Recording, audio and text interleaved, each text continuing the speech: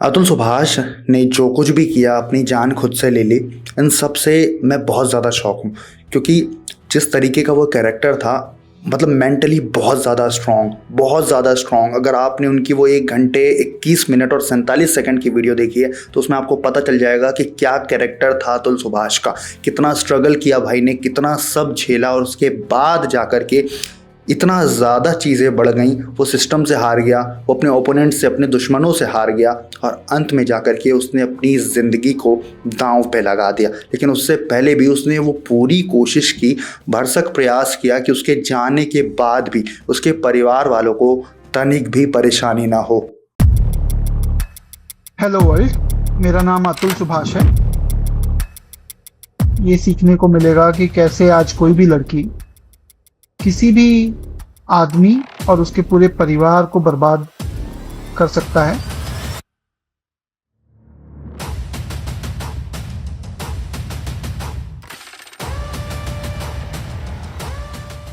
तो मैं रवि मिश्रा आपका होस्ट स्वागत करता हूं आपका बिहाइंड द क्राइम के पहले एपिसोड में। नई सीरीज़ है, पहला एपिसोड है आज, और आज बात करने वाले हैं हम लोग अतुल सुभाष के बारे में।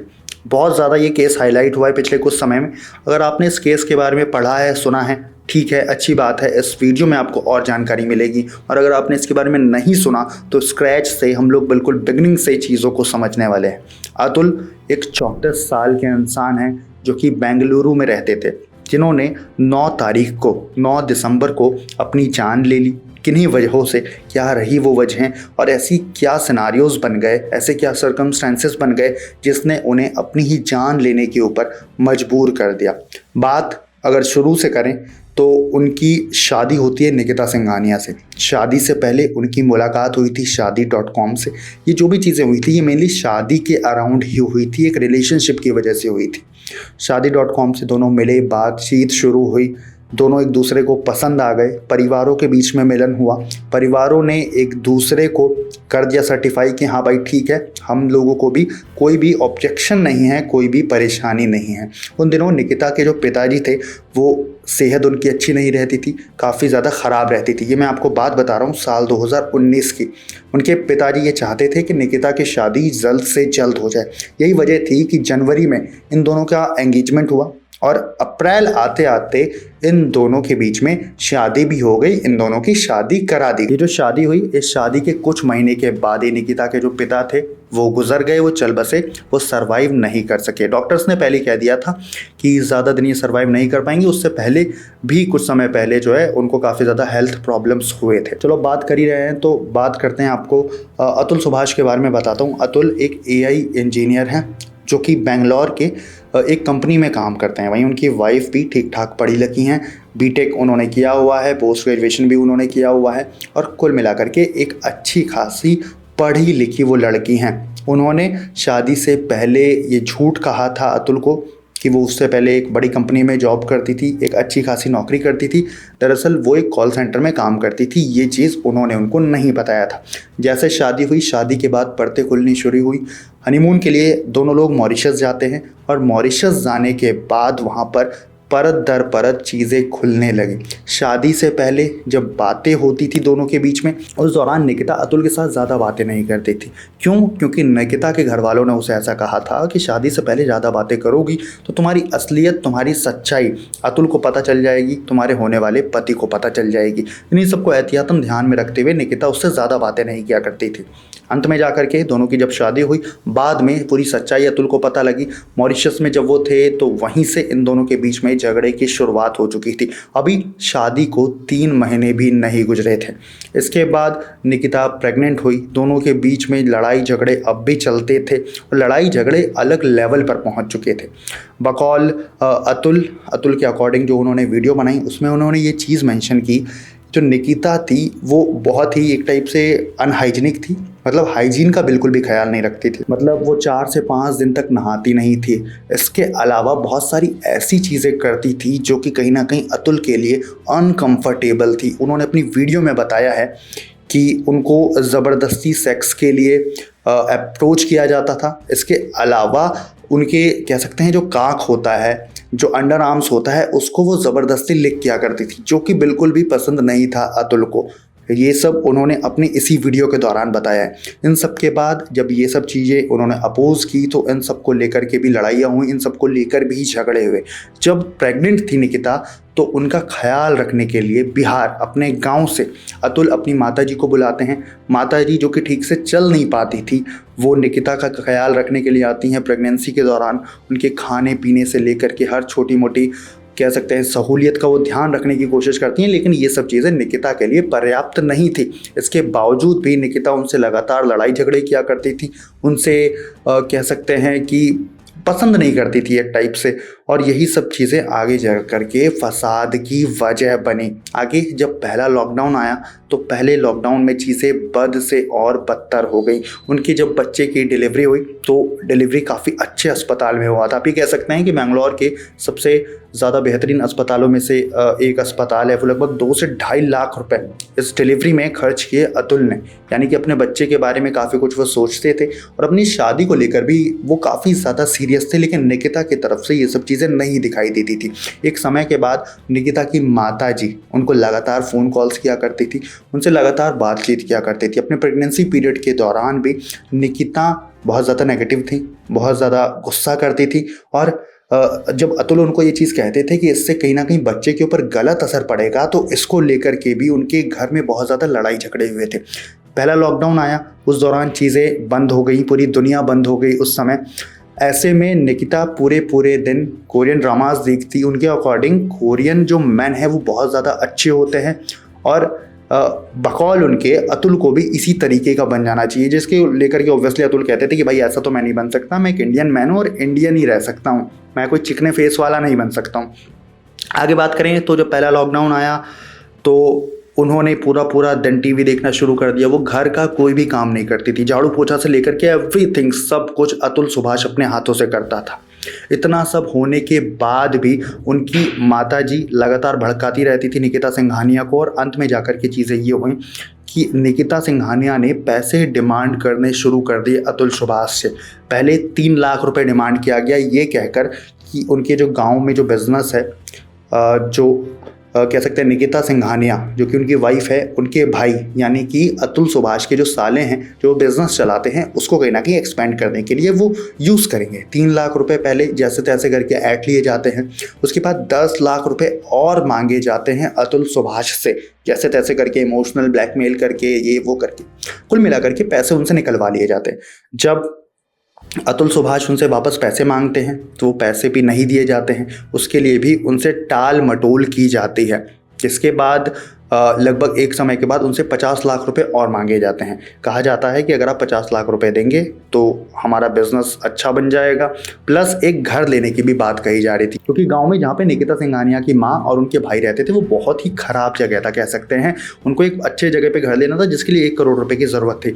ऑलरेडी वो 13 लाख रुपए ले चुके थे, 50 लाख रुपए की और डिमांड थी, और इसके अलावा थोड़े बहुत पैसे वो अलग अलग जगह से जुगाड़ करने के पीछे में लगे हुए थे। कुल मिलाकर के यहाँ पे अतुल सुभाष सिर्फ और सिर्फ उनके लिए एक बैंकर बन के रह गए थे, उनके लिए पैसे निकालने का एक सोर्स बन के रह गए थे। लगातार निकिता की माताजी उनके कान भरती और लगातार वहां से उनके ऊपर टॉर्चर जारी रहता। ये चीज़ लगातार समय दर समय जो है जारी होता गया, लगातार चीज़ें चलती गई और बद से बदतर होती गई। फिर सेकंड फेज़ का लॉकडाउन आया।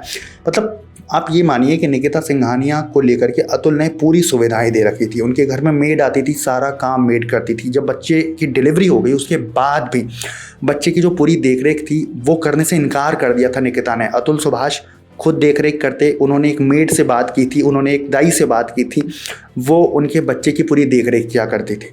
इन सब के बावजूद भी निकिता सिंघानिया को सुविधाएं कम पड़ने लगी थी। निकिता सिंघानिया खुद नॉनवेज थी, अतुल की माताजी वेजिटेरियन थी, इसके बावजूद भी ज़बरदस्ती घर में नॉनवेज आता था, वो यूं ही नॉनवेज खा करके घर में ही छोड़ दिया करती थी, उसको डस्टबिन में भी नहीं फेंकती थी। मतलब इस तरीके के हालात उस समय बन गए थे। जब ये सब चीज़ें हुई तो सेकेंड लॉकडाउन के दौरान जो निकिता सिंघानिया हैं उन्होंने यहाँ पे धमकी दे दी अतुल को कि अगर आप मुझको 50 लाख रुपए नहीं दोगे तो मैं घर छोड़कर चली जाऊंगी। उसके बाद वो घर छोड़कर चली भी जाती हैं, उनकी माताजी आती हैं और वो उनको अपने साथ लेकर चली जाती हैं, जिसके बाद वो कभी भी लौटकर उनके घर नहीं आती हैं। उनसे अलग अलग चीज़ें डिमांड की जाती हैं, साथ ही बच्चे को भी उनसे मिलने नहीं दिया जाता है। जिसके बाद क्या कुछ हुआ, उन्होंने हर चीज़ डिटेलिंग 1 घंटे 21 मिनट की वीडियो में बताया, सब कुछ बताया, डिटेल में बताया, भरपूर बताया किस तरीके से आज के समय में जिस मॉडर्न समाज में हम लोग रहते हैं, इस मॉडर्न समाज में कुछ ऐसे भी लोग हैं जो पढ़े लिखे होने के बावजूद भी अनपढ़ मेंटेलिटी, कह सकते हैं सिक मेंटेलिटी को लेकर के चल रहे हैं, एक गरीब मेंटेलिटी को लेकर के चल रहे हैं, एक पुअर मेंटेलिटी को लेकर चल रहे हैं। उन्होंने लगातार दबाव बनाना शुरू किया अतुल सुभाष के ऊपर। उनके ऊपर कई सारे FIRs करवाए गए, उनके ऊपर डाउरी का FIR केस कराया गया, उनके ऊपर मारपीट का FIR कराया गया। इसको लेकर के मतलब तकरीबन 8 से 10 अलग अलग केसेस अतुल सुभाष के ऊपर दर्ज कराए। किसने? उनकी ही पत्नी निकिता सिंघानिया ने। अब इन सब से बहुत ज़्यादा फ्रस्ट्रेट हो गए थे वो, लेकिन अभी भी जुडिशरी में अतुल सुभाष का विश्वास बना हुआ था। उनका कहना था कि भाई मेरे पास पूरे सबूत हैं, मेरे पास सब चीज़ है, मुझे क्यों नहीं जस्टिस मिलेगी। साथ ही निकिता ने यह भी कहा था कि उनके पिताजी की जो डेथ हुई थी वो सिर्फ और सिर्फ अतुल सुभाष की वजह से हुई थी, उन्होंने उनका मर्डर कराया था। लेकिन सच्चाई कुछ और थी। उन्होंने अपनी वीडियो में बताया कि उनके जो ससुर थे वो लगातार बीमार रह रहे थे और डॉक्टर ने उनको एक लिमिटेड टाइम दिया था कि आप इतने ही समय तक जीवित रहेंगे। इस वजह से उनकी शादी भी जल्दी कर दी गई थी। जिसके बाद जब जुडिशरी में चीज़ें गई, कोर्ट में चीज़ें गई, तो वहाँ पे चीज़ें बद से बदतर हो गई, क्योंकि जिन जज साहिबा के पास अधिकतर इनके केसेस को रेफ़र किया गया उनका नाम था रीटा कौशिक। वो जज थी जिनके पास सारे केसेस को रेफ़र किया गया था। रीटा कौशिक नाम याद रखिएगा, इस वाले एपिसोड में कई बार इस नाम का जिक्र होने वाला है। जुडिशरी जिसके ऊपर काफ़ी भरोसा हम लोग करते हैं, हम लोग कहते हैं कि भाई न्यायपालिका हम सभी को न्याय देने का इकलौता ज़रिया है, लेकिन न्यायपालिका ने भी यहाँ पे अतुल सुभाष को इंसाफ देने से इनकार कर दिया। या रीटा कौशिक जो जज थी ये कहती हैं अतुल से कि तुमसे 3 करोड़ रुपए की डिमांड की गई थी, 3 करोड़ रुपए की डिमांड की गई थी अतुल से कि अगर आप 3 करोड़ रुपए दे देते हैं सारे केसेस वापस ले लिए जाएंगे और आपसे जो भी संबंध है वो तोड़ दिया जाएगा। लेकिन अतुल इनकार कर देते हैं। जब कोर्ट में वो ये चीज़ कहते हैं जो जज साहिबा हैं उनसे, तो वो कहते हैं कि 3 करोड़ रुपए तुम्हारे पास होंगे तभी तो तुमसे मांगे गए हैं ना। मतलब इस तरीके के लफ्ज़ इस्तेमाल किए हैं एक कोर्ट के जज ने। आप समझ सकते हैं किस तरीके की चीज़ें रही होंगी, किस तरीके से मैनिपुलेशन उस समय चला होगा और क्या उस समय मेंटल स्टेट रहा होगा अतुल सुभाष का। आपको बता दूं कि तकरीबन 120 हियरिंग्स हुए थे, जिसमें से तकरीबन 40-42 बार उनको बेंगलोर से जौनपुर आना पड़ता था।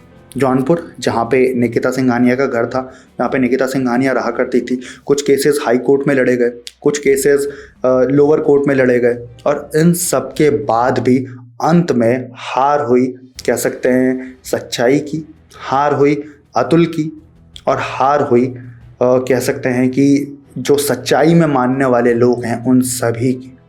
अतुल ने पूरी कोशिश की पिछले 2.5-3 सालों के अंदर जितना कुछ वो कर सकते थे। अपनी शादी को बचाने के लिए उन्होंने पूरी कोशिश की, अपने बच्चे को बचाने के लिए उन्होंने पूरी कोशिश की। उनके परिवार वालों के ऊपर आरोप लगाए गए कि मारपीट से लेकर के दहेज उत्पीड़न का, लेकिन इसके बावजूद भी उन्होंने भारत के जुडिशल सिस्टम में अपना इंसाफ का एक कह सकते हैं स्कोप खुला रखा, लेकिन अंत में जाकर के वो स्कोप भी उनको बंद करना पड़ा। मतलब सोच सकते हैं आप किस तरीके से चीज़ें रही होंगी उनके लिए। और अंत में जाकर के उन्होंने 1 घंटे 21 मिनट और 47 सेकंड की वीडियो बनाई, जिसमें जाते जाते वो ये कह गए कि अगर मेरे 5 कह सकते हैं कि जिन्होंने मेरे को प्रताड़ित किया, 5-6 लोग जिनकी वजह से मैं स्टेज में आज पहुंचा हूं, अगर उनको नहीं मिलती है सज़ा, उनके खिलाफ एक्शन नहीं लिया जाता है, तो मेरी अस्थियों को बहाया न जाए। उन्होंने कहा कि जिस लोअर कोर्ट में ये सब चीज़ें मेरे साथ घटित हुई, उसी के बाहर किसी गटर में मेरे जो राख होंगे, मेरे जो रिमेन्स होंगे, उसको फेंक दिया जाए। समझिए कितने भारी शब्दों का यहाँ पे इस्तेमाल किया, कितने भारी मन से। अब आप ये समझिए कि वो ख़त्म करने से पहले बहुत सारी चीज़ें की। उन्होंने प्रॉपर एक टू डू लिस्ट बनाया। उन्होंने उसमें पिछले 2 से 3 दिन का अपना पूरा दिनचर्या, पूरा टाइम टेबल लिखा। उन्होंने उसमें लिखा कि मुझे आज क्या काम करना है, मैंने आज क्या क्या काम कर लिया है, मुझे कल क्या क्या काम करना है, मुझे परसों क्या क्या काम करना है। जिसमें उन्होंने अपनी माता पिता के लिए तकरीबन 40 पन्नों से भी ज़्यादा पेजेस का लेटर लिखा। उन्होंने सुप्रीम कोर्ट में रीटा कौशिक जो कि जज थी, उनके खिलाफ याचिका डाली, उनके खिलाफ शिकायत लगाई। इसके अलावा जितनी भी चीज़ें थी उन्होंने अपनी कंपनी में मेल किया, मतलब अपना पूरा दायित्व, अपना पूरा ड्यूटी निभाने के बाद ही वो पंखे से लटके। 9 अक्टूबर को जब पूरी दुनिया को ये चीज़ पता चली तो ज़रूर बहुत ज़्यादा शॉक करने वाली चीज़ होगी, लेकिन यकीन मानिए जितनी गहराई इस मामले में आपको दिखाई देती है उससे कहीं ज़्यादा गहरी ये बात है। डॉरी के केसेस हर साल इंडिया में आते हैं, तकरीबन 6400 केसेस, एक रिपोर्ट के हवाले से मैं आपको चीज़ें बता रहा हूँ, हर साल रिपोर्ट होते हैं, लेकिन इसमें से तकरीबन 10% से ज़्यादा सिर्फ और सिर्फ फेक होते हैं। एक अतुल सुभाष आज हमारे सामने आया है, लेकिन इस तरीके के सैकड़ों अतुल सुभाष आज के समय में भारत के अंदर कहीं ना कहीं प्रताड़ित हो रहे हैं। वो सिर्फ इस वजह से अपनी आवाज़ नहीं उठा पाते कि समाज क्या कहेगा, सिस्टम क्या कहेगा, कोर्ट में जिस तरीके के हालात अतुल सुभाष के हुए हैं वो कहीं उनका भी ना हो जाए। ये एक फैक्ट है और कहीं ना कहीं ये सब चीज़ें हम सबको पता हैं और इन सब के साथ ही हम एक्सेप्ट करके जी रहे हैं। जुडिशरी सिस्टम जिसके बारे में मैंने आपको बताया, जिसके ऊपर ये ड्यूटी है कि भाई वो सबको इंसाफ प्रदान करे, सबको इक्वलिटी दे, वही अगर इस तरह की चीज़ें करेगा तो कहीं ना कहीं एक बहुत बड़ा क्वेश्चन मार्क है। अभी ज़रूर निकिता सिंघानिया को पकड़ लिया गया है, उनके ऊपर क्या क्या एक्शन होते हैं ये ज़रूर देखने लायक है, क्योंकि हमने पिछले समय में बहुत सारे ऐसे इंसिडेंट्स देखे हैं जिनका कुछ भी नहीं हुआ। हाल ही में आरजीकर मेडिकल कॉलेज में क्या कुछ हुआ था ये सब ने देखा, लेकिन इसके बावजूद भी क्या कुछ हुआ उनके अक्यूज के साथ किसी को नहीं पता, कोई याद नहीं रखता इन सब चीज़ों को। हम आज इस इंसिडेंट के बारे में बात कर रहे हैं, ये वीडियो आप तक पहुंची है, लेकिन आज से 1 महीने बाद, 2 महीने बाद, 1 साल बाद, 2 साल बाद, 5 साल बाद आप में से किसी को याद नहीं रहेगा कि अतुल सुभाष कौन था, आखिर उसकी कहानी क्यों याद रखनी चाहिए। मेरे हिसाब से उनकी ये कहानी जन जन तक पहुंचनी चाहिए, हर किसी को पता होना चाहिए कि एक मैन, एक मर्द किस तरीके के सेक्रीफाइसेस करता है अपने रिलेशनशिप को बचाने के लिए, अपनी वाइफ को बचाने के लिए, और अंत में जाकर के वो हार जाता है खुद से, इस दुनिया से, समाज से, जुडिशरी सिस्टम से और कहीं ना कहीं सबसे। एट दी एंड मेरा बस यही कहना है कि कहीं ना कहीं अतुल सुभाष की तरह जितने भी इंसिडेंट्स भारत में हो रहे हैं उनको हाईलाइट किया जाना चाहिए और उनको कहीं ना कहीं एक स्ट्रॉन्ग मैसेज के साथ एक स्ट्रॉन्ग रिजल्ट देना चाहिए, एक स्ट्रॉन्ग जुडिशियल सिस्टम के तहत कहीं ना कहीं सबको एक मैसेज देना चाहिए। बाय द वे, आपकी क्या कमेंट्स हैं इस इंसिडेंट के बारे में, आप कमेंट करके ज़रूर बता सकते हैं। आने वाले टाइम में ऐसे ही बहुत सारे इंसिडेंट्स आने वाले हैं इस चैनल के ऊपर, तो ज़रूर इसको सब्सक्राइब करें और वीडियो अच्छी लगी हो तो शेयर करें इसको ज़्यादा से ज़्यादा। बाकी मिलते हैं अगली वीडियो में।